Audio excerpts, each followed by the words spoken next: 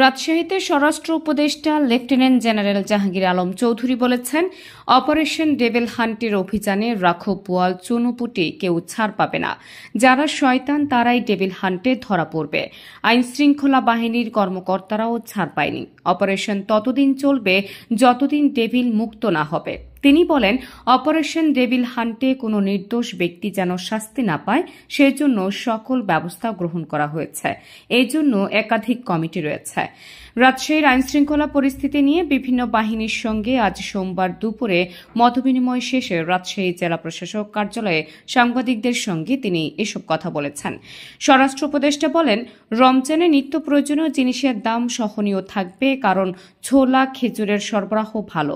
দেশে সারের কোনো সংকট নেই। কিছু ডিলার শয়তানি করে কৃত্রিম সংকট তৈরি করেছে, তাদের বিরুদ্ধে আইনগত ব্যবস্থা নেওয়া হবে। সীমান্তে ভারতীয় আগ্রাসনে চাঁপাইনবাবগঞ্জের মানুষ যে ভূমিকায় ছিল তাতে স্বরাষ্ট্র উপদেষ্টা সন্তোষ প্রকাশ করে বলেন, এতে খুশি, তবে আইন যেন কেউ হাতে তুলে না নেয়। মতবিনিময় সভায় পুলিশের ঊর্ধ্বতন কর্মকর্তা, রাজশাহীতে দায়িত্বরত সেনা, বিজিবি, র্যাবের ঊর্ধ্বতন কর্মকর্তারা উপস্থিত ছিলেন। নাহার নিশি, সিএন বাংলা, ডেস্ক রিপোর্ট।